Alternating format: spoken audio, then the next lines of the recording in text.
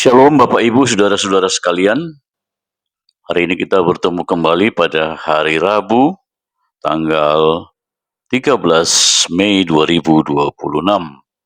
Kita akan disapa oleh kebenaran firman Tuhan yang tertulis dalam Yakobus 2 ayatnya yang ke-17.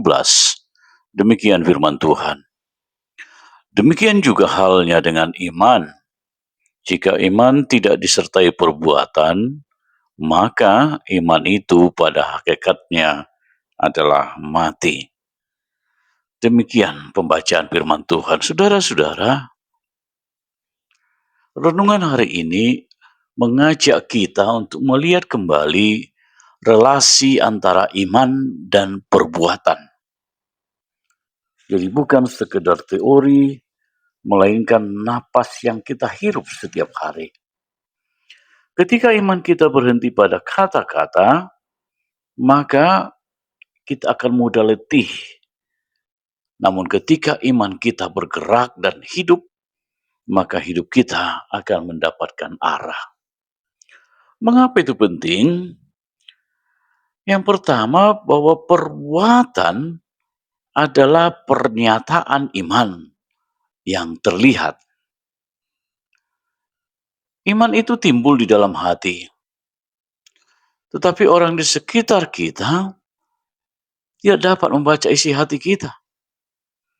Mereka hanya dapat melihat tindakan dan perbuatan kita. Jadi tindakan dan perbuatan yang kita lakukan dalam hidup kita sehari-hari akan mencerminkan iman yang timbul dalam hati kita.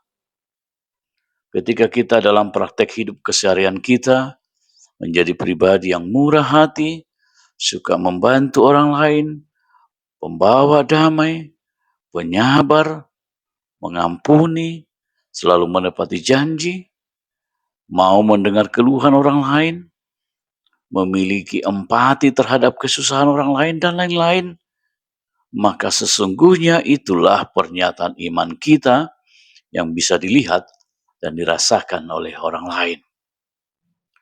Yang kedua, perbuatan akan menjaga iman kita dari hanya sekedar perasaan. Tanpa tindakan dan perbuatan, iman kita akan menjadi hanya perasaan yang kosong. Karena sesungguhnya iman bukan sekedar perasaan simpati, yaitu perasaan kasihan atau iba.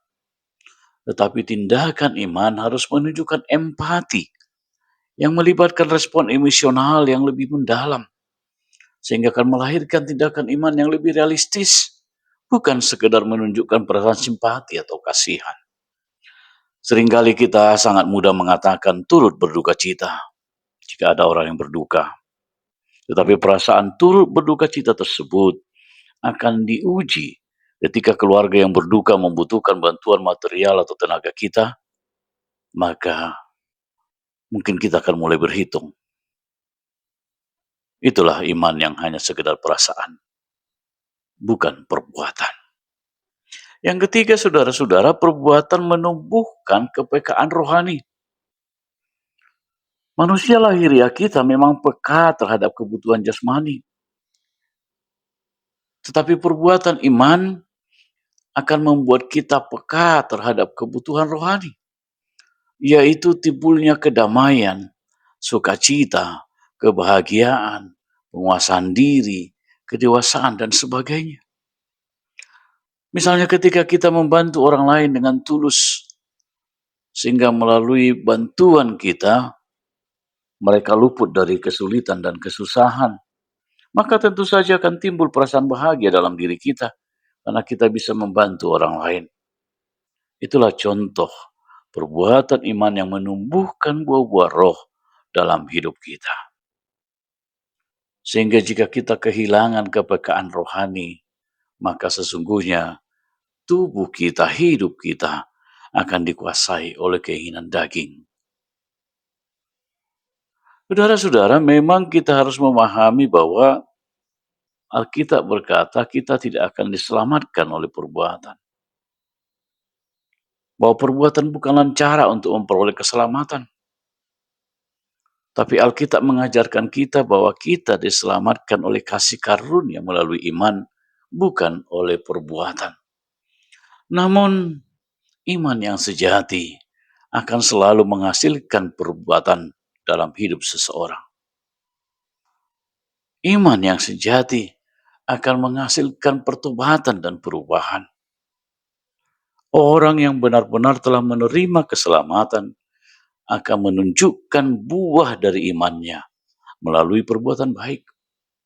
Iman bukan hanya sekedar percaya di dalam hati atau mengucapkan pengakuan iman secara lisan, tapi iman sejati harus dibuktikan dengan tindakan nyata yang mencerminkan kasih kepada Allah dan kepada sesama. Seseorang yang sungguh-sungguh percaya kepada Tuhan akan hidup dalam ketaatan kepada firman Tuhan, akan menunjukkan kasih dalam perbuatannya sehari-hari, akan melakukan perbuatan baik bukan untuk mencari keselamatan, tetapi sebagai bukti dari iman yang hidup. Dengan demikian, iman yang sejati bukan hanya soal teori atau pengakuan, tetapi iman yang harus diwujudkan dalam kehidupan sehari-hari. Saudara-saudara, iman dan perbuatan tidak boleh dipisahkan. Tetapi iman yang ada di dalam hati harus dihidupi dengan perbuatan yang baik. Di dalam ayat 18 Yakobus menegaskan, tetapi mungkin ada orang berkata, padamu ada iman dan padaku ada perbuatan. Aku akan menjawab dia, tunjukkanlah kepadaku imanmu tanpa perbuatan, dan aku akan menunjukkan kepadaku imanku dari perbuatan-perbuatanku. Amin. Kita berdoa. Terima kasih Tuhan Engkau mengajar kami bahwa kami sebagai orang percaya, orang beriman, harus menghidupi iman kami dalam kehidupan kami sehari-hari. Sehingga iman kami bukan hanya perasaan kosong, tapi tindakan nyata untuk melakukan kehendak Kristus di dalam kehidupan kami sehari-hari.